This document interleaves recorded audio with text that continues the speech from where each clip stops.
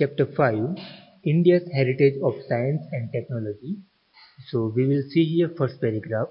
The discoveries and inventions in the field of science and technology have brought countries of the world closer. Cooperation among all the nations has increased, hence new attitude has developed. So friend, due to the inventions and discoveries of the in science and technology, the countries of the world become closer and the attitude of cooperation is developed among these nations. Countries have become oriented towards peaceful coexistence and world peace.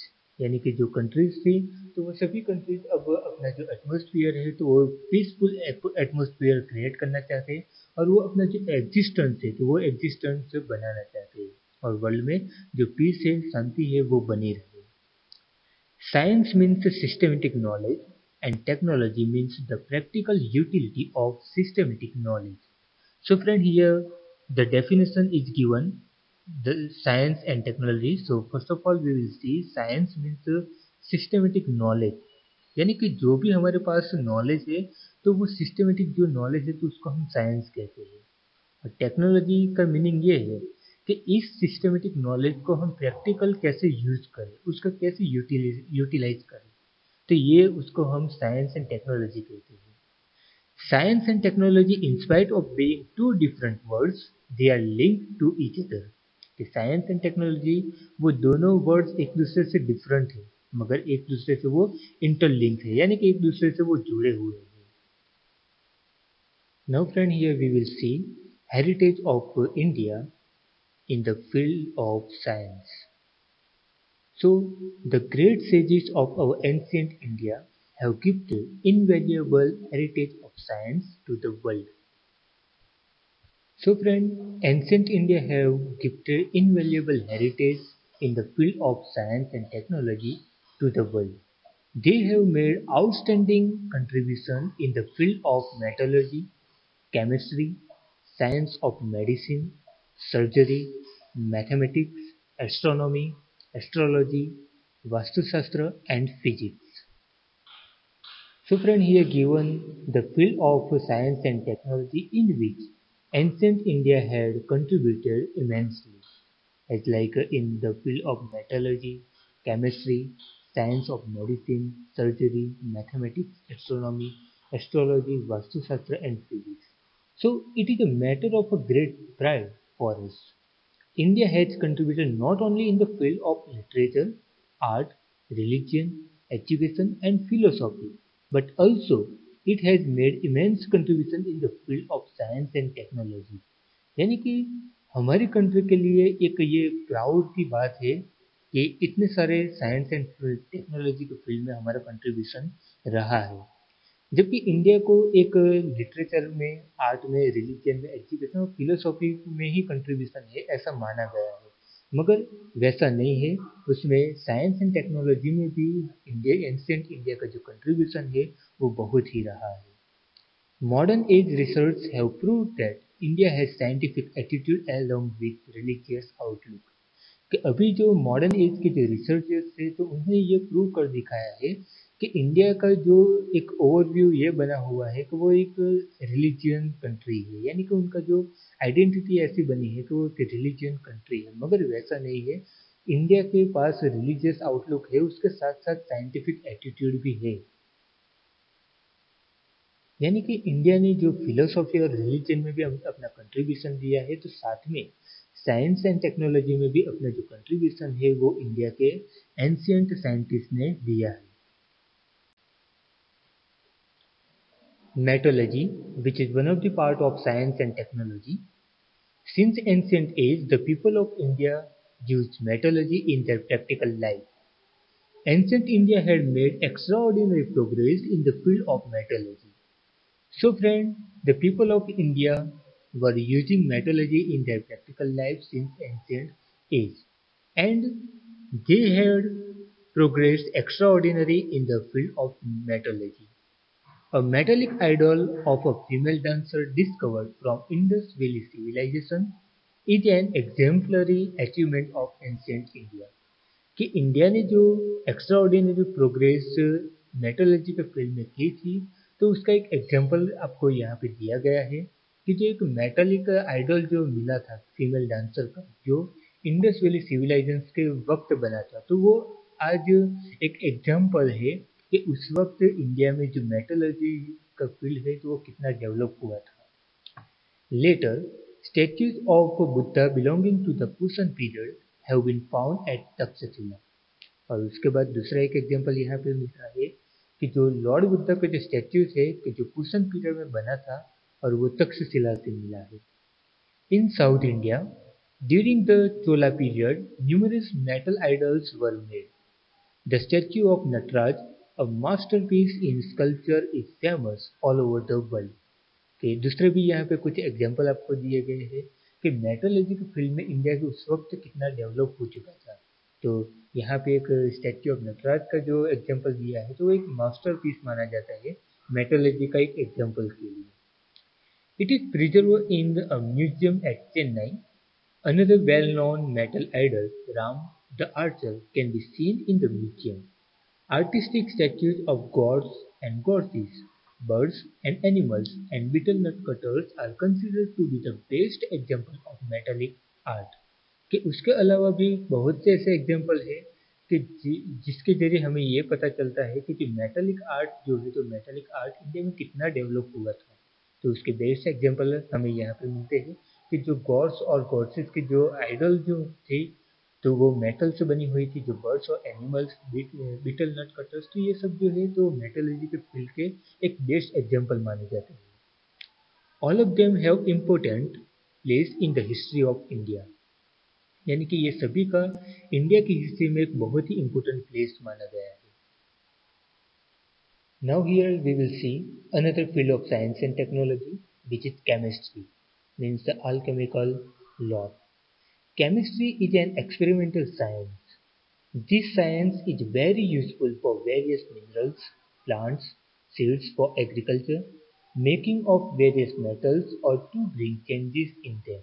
It is also useful for making medicine. यानी कि जो chemistry है तो एक experimental science है और ये जो साइंस है तो उसका यूज जो मिनरल्स है, प्लांट से, सीड्स से, जो एग्रीकल्चर के और जो अलग अलग प्रकार के जो मेटल्स है तो वो बनाने के लिए, वो उसमें कुछ चेंजेस करने के लिए ये केमिस्ट्री, ये केमिकल जो है तो उसका यूज होता है। और कई बार ये जो है तो वो मेडिसिन के लिए भी यूजफुल होता है। Now friend, here we will learn about a famous scientist in the field of chemistry. So first of all, here given Acharya Nagarjuna. Acharya Nagarjuna, a learned Buddhist of Nalanda University, is known as Acharya in the field of chemistry. कि जो आचार्य नागार्जुन थे तो वो Nalanda university से पढ़े थे और वो बुद्धिस्ट थे और वो आचार्य के नाम से जाने जाते थे केमिस्ट्री के फील्ड में। He had written books like Ras Ratnakar and Arogya Mantri. So friends, these are two works of Acharya Nagarjuna, which is contributed for chemistry. Acharya Nagarjuna advocated the use of allopathy along with herbal medicines. It is believed that the use of mercury as a medicine was initiated by him. कि जो mercury S जो है तो उसको एक medicine की तरह use करने की जो शुरुआत की थी तो वो इनिशिएट आचार्य नागार्जुन ने किया था और उन्होंने ये भी ढूंढा था कि जो एलोपैथी के साथ जो हर्बल मेडिसिन है तो वो कैसे यूज करें। Nalanda university had its own school of chemistry and furnace for study and research. Nalanda university को खुद की केमिस्ट्री की स्कूल थी और साथ में उनकी खुद की रिसर्च करने की जो फर्नेस भी वहाँ पे थी। The description of minerals operas 10 types of poisons as well as various types of salts and as of minerals is seen in the chemistry. So friend, there was given descriptions of minerals, operas, 10 types of poisons as well as various types of salts and as of minerals in the field of chemistry. The copper statues of Buddha reflect an expert knowledge and skill in the field of chemistry. कि जो Lord Buddha का जो copper का एक statue जो है, तो वो केमिस्ट्री के फील्ड में इंडियन पीपल की जो स्किल्स थी, उनका जो एक्सपर्टाइज था, तो वो वहाँ से रिफ्लेक्ट होता है। The copper statue of Buddha discovered from Sultanganj in Bhagalpur district of Bihar is 7.5 feet high and weighs 1 ton। यानी कि वो क्यों ऐसा वो एक क्यों एग्जाम्पल बन गया है कि कॉपर स्टेच्यू जो बुद्धा का है, तो वो क्यों एक एग्जाम्पल बना है, तो यहाँ पे उसका डिस्क्रिप्शन दिया है। तो वो जो कॉपर स्टेच्यू जो है लॉर्ड बुद्धा का, तो वो बिहार के भागलपुर डिस्ट्रिक्ट के सुल्तानगंज से मिला था। और वो जो स्टेच्यू है, तो 7.5 फीट जो है, तो वो इतना हाई है, यानी कि उतनी उनकी हाइट है, और उनका जो वेट है, तो वो 1 टन जितना वेट है। The statue of Buddha at Nalanda is 18 feet high. An exquisite example is of Vijayastam, the 24 feet high iron pillar, which weighs 7 tons, built by Chandragupta II। कि एक दूसरा जो केमिस्ट्री के फील्ड में एक बेस्ट एग्जांपल है, तो वो विजय स्तंभ जो 24 फीट जितना हाई है, और वो पूरा जो है, तो वो आयरन पिलर से बना हुआ है, और उनका जो वेट है, तो वो 7 टन जितना वेट है, और उसको चंद्रगुप्त टू ने बनवाया था। In spite of nature's fury over centuries, the pillar has not yet corroded. This is the best example of alchemical lore of India। कि इतनी सेंचुरीज, इतने साल जो है, तो वो बीत गए, फिर भी ये जो स्तंभ है, ये आयरन पिलर है, उनको जरा सा भी नुकसान नहीं हुआ है।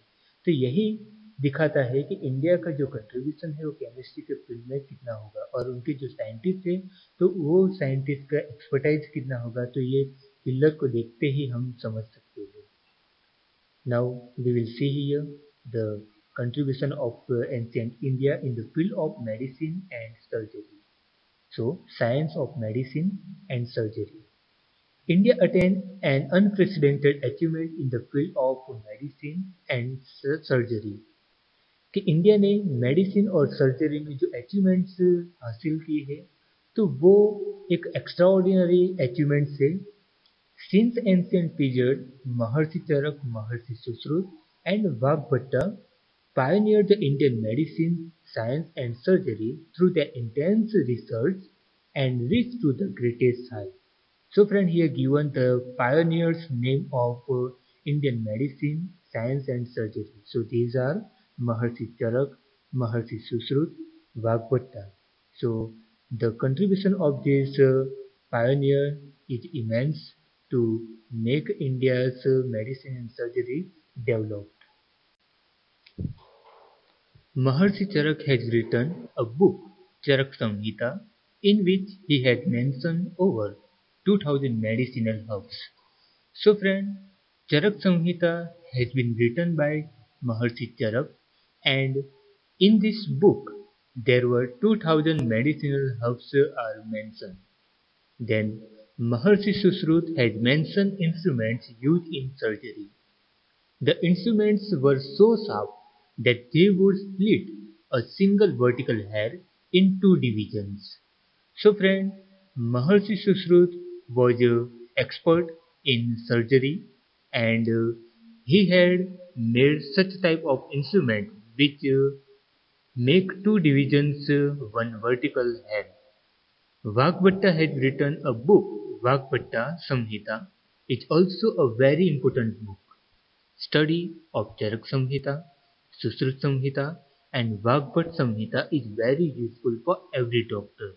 यानी कि हर एक जो डॉक्टर है, तो उनके लिए चरक संहिता, सुश्रुत संहिता और वाग्भट संहिता वो बहुत ही यूजफुल है। Hindu herbal science of ancient time is enriched with huge collection of minerals and medicines from plants and animals। यानी कि एंशियंट टाइम में जो प्लांट्स और एनिमल्स का यूज करके जो हर्बल साइंस जो इंडिया में डेवलप हुआ था, जिसमें मिनरल्स और मेडिसिन का यूज होता था, तो एक बहुत ही बड़ा एक कलेक्शन था कि जिसमें जो हर एक मेडिसिन जो है, तो वो प्लांट्स और एनिमल से बनी हुई थी। This has presented a detailed and complicated process of making medicines, their classification and their usage. So friend, the process of making medicine and their classification and their usage were also presented in detail and in complicated way. They could even stop blood circulation with bowl-shaped bandage. They could skillfully operate on abdomen, kidney, cataract, hernia, stone, piles, and bladder, etc. यानी कि वो science and medicine field में इतने expert थे कि वो जो bowl से बैंडेज से वो अपना जो ब्लड सर्कुलेशन है बॉडी का तो वो भी वो रोक सकते थे और जो abdomen kidney cataract hernia stone piles और ब्लैडर जैसे जो भी ए, रोग है या डिसीज है तो उसको भी वो ऑपरेट अच्छी तरह से कर सकते थे. They could classify also join the broken or displaced bonds and extract the things pierced into the body easily and skillfully. यानी कि जो ब्रोकन बॉन्ड्स थे या डिस्प्लेस बॉन्ड्स थे तो उनको वो अच्छी तरह से वो रिपेयर कर सकते थे यानी कि उसकी सर्जरी अच्छी तरह से कर सकते थे और बॉडी में से कुछ भी अगर चीज घुस गई हो या फिर कुछ अंदर है तो उसको वो अच्छी तरह से वो बाहर भी निकाल सकते थे. Recognize the symptoms and diagnose the disease. They also give dietary directions after post recovery of diseases. यानी कि जो भी डिसीज है तो उनके जो सिम्टम्स है और उनके डायग्नोस कौन कौन से है तो वो भी वो बता सकते थे और साथ में जो सर्जरी के बाद या फिर उसकी रिकवरी के लिए ये डिसीज की रिकवरी के लिए कौन कौन सी डायरेक्शंस हमें रखनी चाहिए और स्पेशली डायटिशियंस में तो वो भी वो अच्छी तरह से बता सकते थे. तो फ्रेंड हमें यहाँ से ये पता चलता है कि जो एंशियंट इंडिया में जो मेडिसिन और सर्जरी का जो फील्ड था तो कितना एक्सपर्ट रहा होगा और उसमें जिन्होंने अपना कंट्रीब्यूशन दिया है जैसे कि महर्षि चरक और महर्षि सुश्रुत देन वाघभट्टा तो वो एक एक्सपर्ट पर्सन उस वक्त के थे कि जिन्होंने एंशियंट टाइम में भी इतना एक नोटेबल जो वर्क है तो वो वर्क किया था. They had knowledge of plastic surgery as well joining nose and ears. They showed a keen interest in teaching students the method of surgery by doing surgery on the dead body or on the wax statue. So friend, they had also knowledge of plastic surgery to join nose and ears. And they were very enthusiastic to teach students the method of surgery by doing surgery on the dead body or on the wax statue. यानी कि वो इतने expert थे कि उनको ये भी पता था कि जो नोज और ईयर्स का वो कैसे सर्जरी करे और साथ में उनको स्टूडेंट्स को पढ़ाने का भी जो इंटरेस्ट इतना था कि वो सर्जरी की जो मेथड है तो उनको पढ़ाते थे और साथ में उनको जो डेड बॉडी या जो वैक्स स्टैच्यू है तो उसके ऊपर उनको प्रैक्टिकल करवाते थे. They had conducted risky operations during delivery. They were expert gynecologists and pediatricians. यानी कि वो डिलीवरी का भी जो रिस्की ऑपरेशंस थे तो वो भी करते थे और साथ में वो गायनेकोलॉजिस्ट में और जो पीडियाट्रिशियंस यानी कि जो बच्चे के जो डिसीज थे तो उनमें भी वो एक्सपर्ट थे. Next, veterinary science also developed in ancient India. They wrote books on diseases related to the horses means अश्व and elephants means हस्ती. यानी कि जो वेटरनरी साइंस भी इंडिया में बहुत अच्छी तरह से डेवलप हुआ था. सो फ्रेंड यहाँ पे वेटरनरी साइंस यानी कि जो एनिमल्स के लिए जो साइंस बना है या फिर उनके लिए जो मेडिसिन बने हैं तो वो तो उन्होंने जो हॉर्सेस और एलिफेंट्स के लिए उनके जो डिसीज थे तो उनके ऊपर भी उन्होंने बुक लिखी थी. Among them, Hasti, Ayurveda, Salihotra and Ashwashastra are well known. तो उसमें से जो एलिफेंट्स और हॉर्सेस के लिए जो बुक्स लिखी थी उनके डिसीज के लिए तो यहाँ पे कुछ बुक्स के नेम आपको दिखाई देते हैं. हस्ती आयुर्वेदा, सालिहोत्रा और अश्वशास्त्र जो है तो वो एक वेल नोन बुक्स मानी जाती है. The scholars or science writer of medicine, Bhagavatta made valuable contribution through his work. अष्टांग हृदय in the field of diagnosis, यानी कि जो एनिमल्स के जो एक्सपर्ट थे वाघपट्टा, तो उन्होंने एक वैल्यूएबल जो बुक्स लिखी है तो वो अष्टांग हृदय था, कि जो डायग्नोसिस के लिए इम्पोर्टेंट मानी जाती है और वो उनका एक वैल्यूएबल कंट्रीब्यूशन रहा है। और जो वाघपट्टा है तो वो वेटरनरी साइंस में एक एक्सपर्ट पर्सन माने जाते थे और उनकी जो बुक है तो वो अष्टांग हृदय है।